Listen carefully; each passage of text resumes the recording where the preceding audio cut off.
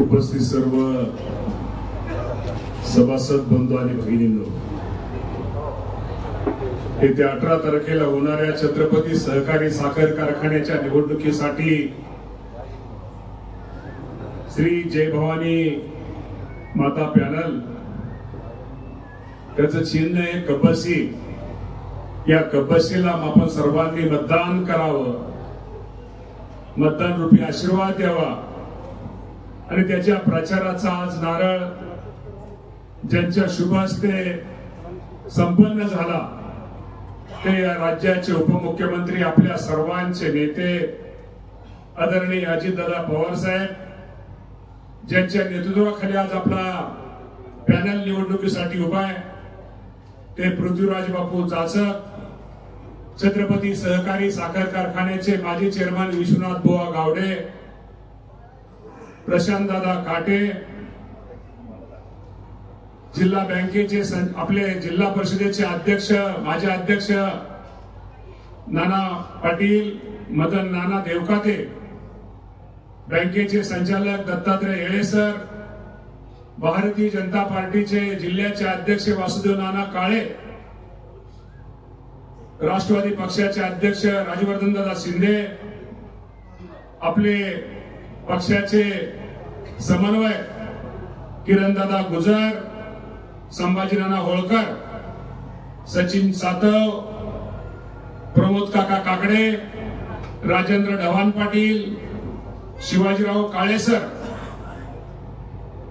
भाऊसाहेबजी सपकाळ, ज्यांनी पाठिंबा आज आपल्या सर्व उमेदवारांना दिला ते सर्वच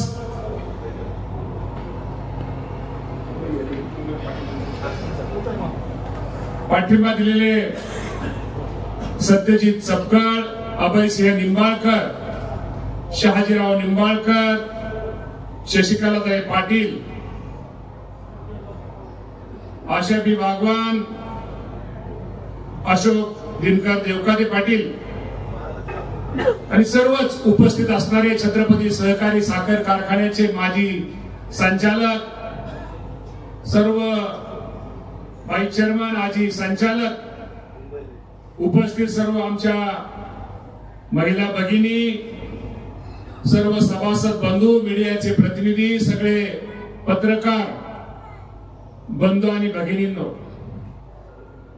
18 तारखेला होणाऱ्या निवडणुकीसाठी आपण श्री जय भवानी माता पॅनलला मतदान का करायचंय, ह्या पॅनलला मतदान करणं का गरजेचं आहे, यासाठी स्वतः आज दादा आपल्या सगळ्यांना दादांचं मार्गदर्शन होणार आहे. बंधूंनो, छत्रपती सहकारी साखर कारखान्याच्या संदर्भामध्ये आदरणीय पृथ्वीराज बापू जाचकांनी त्यांच्या भाषणामध्ये अनेक गोष्टी सांगितल्या. आज ही साखर कारखानदारी अडचणीत आहे. शेवटी ही अडचणीत असणारी साखर कारखानदारी ही बाहेर पडली पाहिजे. सभासदांना चांगल्या प्रकारचा ऊसाचा दर मिळाला पाहिजे. योग्य वेळेत सभासदांना ऊस तुटला पाहिजे. कामगारांना चांगल्या प्रकारचा वेळेवर पगार आणि बोनस हा मिळाला पाहिजे. खरं तर मी छत्रपती सहकारी साखर कारखान्यात चेअरमन प्रशांतदादा काटे आणि त्यांचे सगळे संचालक बोर्ड इथं हजर आहे. त्यांनी सुद्धा मी तुम्हाला प्रामाणिकपणे सांगतो की काही गोष्टी झाल्या असतील, परंतु या लोकांनी सुद्धा काम करताना एक छत्रपतीचा एक चांगलं काम करण्याचा प्रयत्न या मंडळींनी पण निश्चित प्रकारे केलेला आहे. परंतु ऊसाची आपण ऊसाचा पुरवठा आणि केंद्राचे आणि राज्यामध्ये ज्यावेळेस असणारी धोरणं, त्यामुळं साखरेचे दर असतील, मोलेसेसचे दर असतील किंवा काय अनेक इतर विषय असतील, यामुळं खरं तर ही साखर कारखानदारी थोडी अडचणीत आलेली आहे. त्यामुळे अडचणीत आलेल्या साखर कारखानदारीला एक अभ्यासू माणसाची गरज होती. ज्या माणसाला या क्षेत्राचा एक अभ्यास आहे. म्हणून जाचक बापूंना आपण सर्वांनी तिथं नेतृत्व दिलेलं आहे. आणि बापूने सांगितली गोष्ट खरी आहे, कुणाची किती घेतली, कुणाचा किती आकडा घेतला हा आकडा महत्वाचा बाबांनो नाहीये. इतर निवडणुका वेगळ्या आहेत.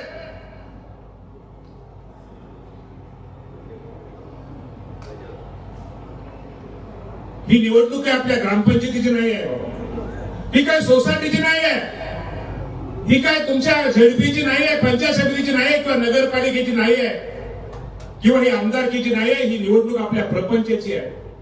आपल्याला मतदान करायचंय, आपल्या प्रपंचाला मतदान करायचंय. ज्या जुन्या लोकांनी ज्यांनी चेअरमन म्हणून काम केलं, संचालक म्हणून काम केलं, त्या सर्वांनी या कारखान्याच्या हिताचेच विचार घेतले. त्यामुळे आज ही कारखानदारी, आज आम्ही सुद्धा पाठीमागे बापूंनी सांगितलेली गोष्ट खरी आहे. बापूंचा काळ असू द्या, एक चेअरमन म्हणून माझ्यासारख्या कार्यकर्त्याला सुद्धा दादांनी संधी दिली होती, तो सुद्धा काळ असू द्या, तो आमचा काळ खूप चांगला होता. त्यावेळेस कारखान्याचे मला वाटतं क्रेडिट बॅलन्स हा बँकेकडे पैसे आमचे आम्ही चेअरमन असताना असायचे, परंतु हे चढ उतार धोरण असल्यामुळे साखर कारखानदाराचं, त्यामुळे साखर कारखानदारी ही थोडी अडचणीत आली.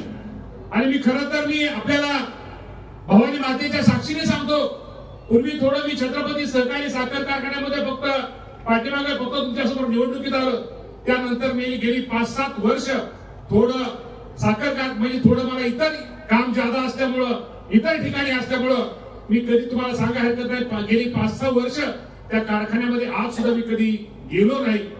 याचा अर्थ लक्ष नव्हतं, गेलो नाही म्हणजे माझ्यापेक्षा संचालक बोर्डात तिथं काम करत होतो, परंतु एक धोरण थोडी वरची झाल्यामुळं थोड्या काही अडचणी आल्या.